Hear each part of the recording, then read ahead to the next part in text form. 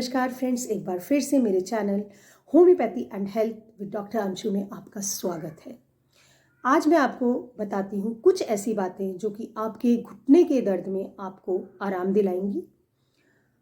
Arthritis of knee joint यानी कि घुटनों का अर्थराइटिस, या जिसको आम भाषा में आप बाय बोल देते हैं कि हमारे घुटने में बाय हो गई है। और कुछ कुछ कंडीशंस में आपको क्रैकलिंग साउंड या क्रैक्टिंग साउंड, अगर आप अपने जो है फैलाते हैं या फिर फोल्ड करते हैं लेग्स, तो आपको एक साउंड अजीब सा सुनाई देता है। तो चलिए बने रहिए मेरे साथ वीडियो के अंत तक और जानिए कि ये साउंड्स हमारे जॉइंट में से क्यों आते हैं और अर्थराइटिस कब डेवलप हो जाती है, कब हमें पेन होने लगता है। अर्थराइटिस, ये इसका मतलब होता है इन्फ्लेमेशन हो जाना एक या एक से अधिक जॉइंट का, जिसकी वजह से आपको पेन होगा, रेडनेस भी होगी, स्वेलिंग आ जाएगी, आपका जो जॉइंट है वो स्टिफ हो जाएगा, मूवमेंट नहीं हो पाएंगे। और ये अर्थराइटिस की प्रॉब्लम जो होती है, ये एज के साथ, जैसे जैसे एज बढ़ती है ऐसे ऐसे अर्थराइटिस की प्रॉब्लम भी बढ़ जाती है।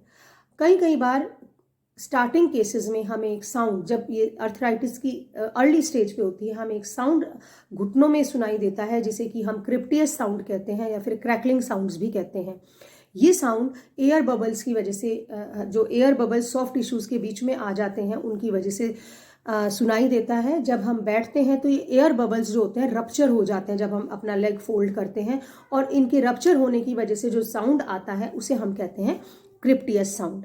अगर आपको साउंड्स आ रहे हैं और साउंड के साथ बिल्कुल भी पेन नहीं है, दर्द नहीं है, तो कोई घबराने की बात नहीं है, ये एक नॉर्मल सी प्रोसेस है।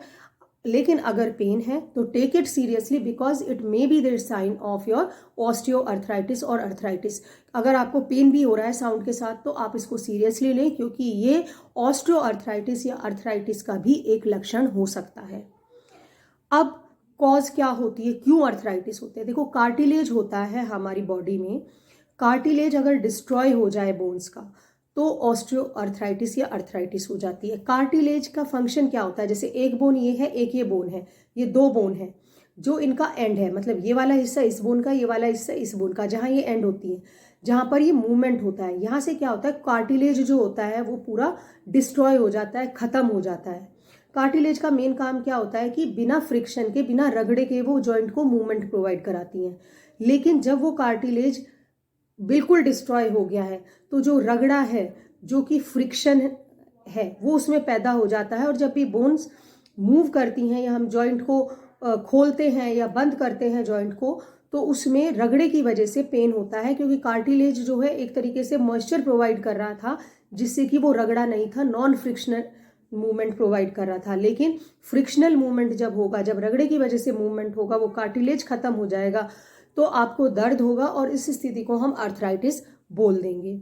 इस केसेस में आपको हमेशा ये ध्यान रखना चाहिए कि एक तो पैरों पर ना बैठें आप, बैठना है तो फट्टे पे बैठें, या फिर आप ज़्यादा देर तक खड़े ना रहें, अपने पैर फोल्ड ना करें, ज़्यादा वजन ना उठाएं, अपना बैलेंस्ड बॉडी वेट मेंटेन करें।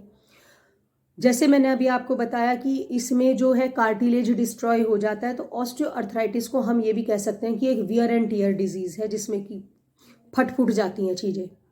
तो मेरे ख्याल से आपके समझ में आ गया होगा कि ऑस्टियो अर्थराइटिस या पेन की कंडीशन कब होती है और क्यों होती है। रिस्क फैक्टर, अगर आपको अर्थराइटिस है तो आपके रिस्क आप कब हो, अगर आपकी एज ज़्यादा हो रही है, या फिर आप मूवमेंट ज़्यादा कर रहे हैं जिस जॉइंट में आपको पेन है, या फिर आपको ओबेसिटी है, या आपकी जॉइंट में कोई इंजरी हुई है, या आपकी जॉइंट को कुछ आप ऐसा वर्क कर रहे हैं कि आपका वो पर्टिकुलर जॉइंट स्ट्रेस में आ रहा है, या फिर आपको कोई मेटाबॉलिक डिसऑर्डर है। मेटाबॉलिक डिसऑर्डर्स मैं आने वाली वीडियोस में आपके साथ शेयर करूंगी कि मेटाबॉलिक डिसऑर्डर्स क्या होते हैं। अगर आप जानना चाहते हैं तो प्लीज़ मेरा चैनल सब्सक्राइब करें और मेरी आने वाले वीडियो में मेरे साथ बने रहें। होम्योपैथिक ट्रीटमेंट, अगर आपको एकदम ठंड के मौसम में, जैसे ही ठंड आई, कोल्ड का एक्सपोजर हुआ और आपकी प्रॉब्लम में बढ़ गई हैं, या एकदम तब से आपकी स्टार्ट हो गई हैं, उससे पहले नहीं थी, तो एकोनाइट 200 आप लेंगे, इसकी 2-2 बूंदें दिन में 4 बार गर्म पानी में लें तो आपको रिलीफ मिलेगा। अगर आपका जॉइंट, जैसे ये जॉइंट है, ये अफेक्टेड है, ये वाला जॉइंट, और कोई टच भी करता है तो आपको टच भी सहन नहीं है, आपको बहुत जल्दी से पेन हो जाता है, और या फिर आपका उस जॉइंट पर जिसमें वो पेन है, टच पे भी पेन हो रहा है, कभी पास्ट में कोई चोट लगी है, इस केस में आर्निका 30 लेंगे और आर्निका 30 की 2-2 बूंद दिन में 4 बार हल्के गर्म पानी में लेने से आपकी समस्या का समाधान होगा।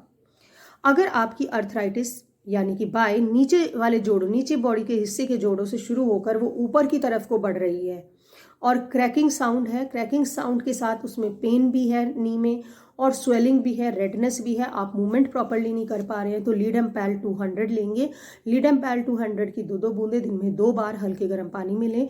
इसके अलावा जिस टाइम पर आपका दर्द बहुत ज़्यादा बढ़ रहा है तो पानी को बिल्कुल चाय की तरह गर्म कर लें और लीडम्पैल 200 में से 2 बूंदें उस टाइम आप चाय की तरह डाल के सक करें तो आपको आराम मिलेगा।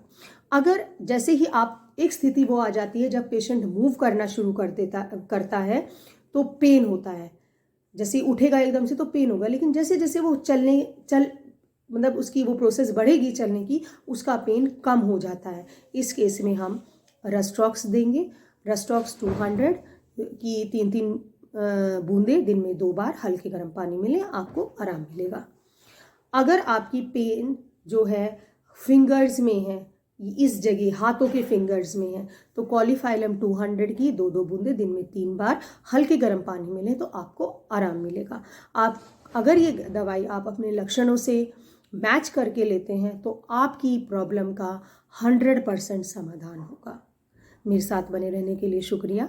मेरा चैनल सब्सक्राइब करें और अगर आपको कुछ पूछना है तो कमेंट बॉक्स में कमेंट करें और हमारे बारे में अधिक जानने के लिए हमारी वेबसाइट homeoblessing.com पर विजिट करें। धन्यवाद।